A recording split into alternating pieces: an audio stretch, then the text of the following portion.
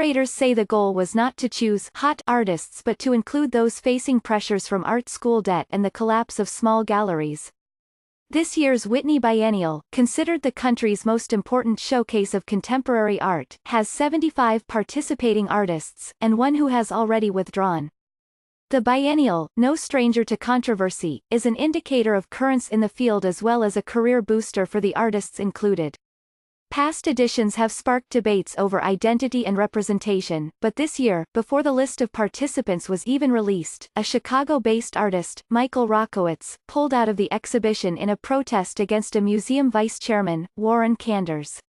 Mr. Kanders is the chief executive of a company that manufactures equipment, including body armor and tear gas, for law enforcement agencies and militaries.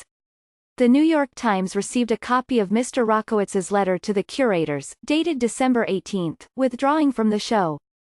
The exhibition's curators, Ruyeko Hockley and Jane Panetta, both of whom work at the Whitney, said in an interview Sunday that they respected Mr. Rockowitz's decision and regret that he won't be involved in the biennial's 79th iteration, for which they tried to bring together as broad a range of artists as we could in all kind of senses of that word, whether that's medium-wise, interest-wise, geographically, demographically, generationally, in Ms. Hockley's words. Indeed, the list of participants, which the Times has previewed, is very diverse. Among the more high-profile names are Nicole Eisenman, Jeffrey Gibson, Barbara Hammer and Wangeki Mutu. People of color are a majority, and it's one of the youngest groups in the biennial's history, with 3/4 of the participants under the age of 40. Only 5 have ever exhibited in a Whitney Biennial before. Ms. Hockley explained that these choices weren't due to a fascination with all things hot, young, new, but rather grew out of traveling around the country and seeing how many artists were facing an incredible amount of pressure coming from all sides, including the burden of debt from MFA programs, the collapse of smaller galleries that might help launch their careers and the difficulty of finding and keeping affordable studio space. For most artists, inclusion in the 2019 Whitney Biennial is not only a tangible milestone but also an affirmation of their work and an encouragement to keep going. "It's a huge deal, because it allows me to move forward in a greater way," said Brendan Fernandez, whose installations and performances combine visual art and dance. For the biennial, Mr. Fernandez, a former ballet dancer who is based in Chicago, will present a new version of a piece titled The Master and Form, which consists of archaic-looking wooden scaffolding and devices that allow performers to hold the 5 basic ballet positions for long periods of time. "For me it is a social-political space, a piece that questions the agency of the body, the agency of the dancer and our labor," said Mr. Fernandez. The Los Angeles-based artist Ragan Moss is also concerned with the body and how it functions within society, what she describes as a beautiful tension that we each experience as this round, awkward, spatial, embodied being that is also inscribed by language. Ms. Moss makes hanging, transparent sculptures that she embeds with layers and paints and that are evocative of human forms. For the Whitney Biennial, she made 9 sculptures representing types, including a lawmaker, a laborer and a rule breaker, that were her answer to the question, what are the characters or ways of being that our particularized moment are forcing us to reckon with?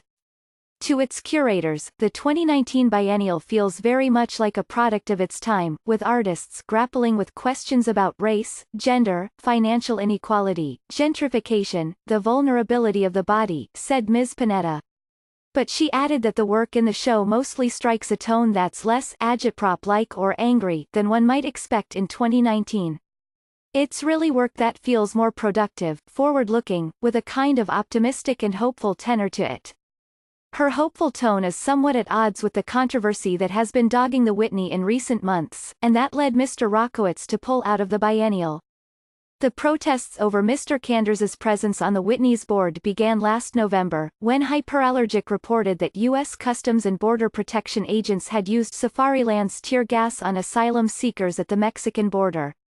In response, 95 members of the Whitney staff signed a letter to the museum's leadership demanding that the Board of Trustees consider asking for Mr. Kanders's resignation and requesting the development and distribution of a clear policy around trustee participation. Ms. Hockley signed the letter, Ms. Panetta did not. Adam Weinberg, the Whitney's director, responded with a letter to the staff and trustees that said the museum cannot right all the ills of an unjust world. Mr. Kanders also wrote a letter defending his company as a manufacturer and supplier of non-lethal products. Mr. Rockowitz, who makes conceptual art projects that often focus on vulnerable people and communities, saw the photographs from the border as a disturbingly clear visualization of what he called toxic philanthropy. I felt like I'd be betraying everything that I've ever cared about in the work that I make had he participated in the exhibition, he said in an interview. You wouldn't compromise the integrity of a work on paper by showing it in unsafe conditions. You should not compromise the integrity of an artist and ask them to show with funding and permission from people that make conditions unsafe for others.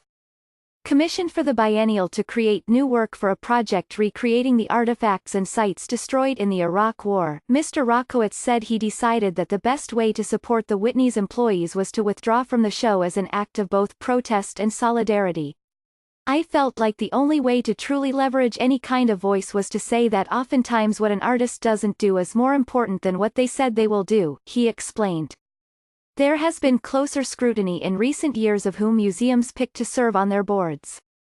In January, the art and labor-focused organization WAGE put out a call inviting artists in the 2019 Whitney Biennial to put their exceptionality to work by withholding their art from the show until they got paid for their participation, and the demands laid out in the Whitney staff letter were met.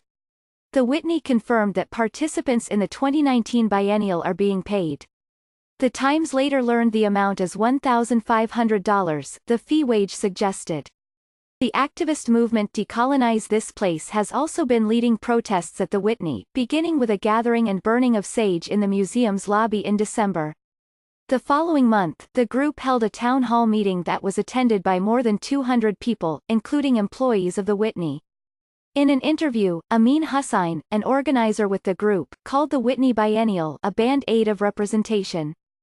His co-organizer, the artist Natasha Dillon, said, "What we're saying is that this structure needs to change, and it needs to begin somewhere." Asked about the protests, Mr. Fernandez said that they had resonated with him, leading him to ask, "What is my responsibility as an artist that's in this biennial within this museum?" Ultimately, though, he decided he could be most effective by remaining in the exhibition and speaking through this work.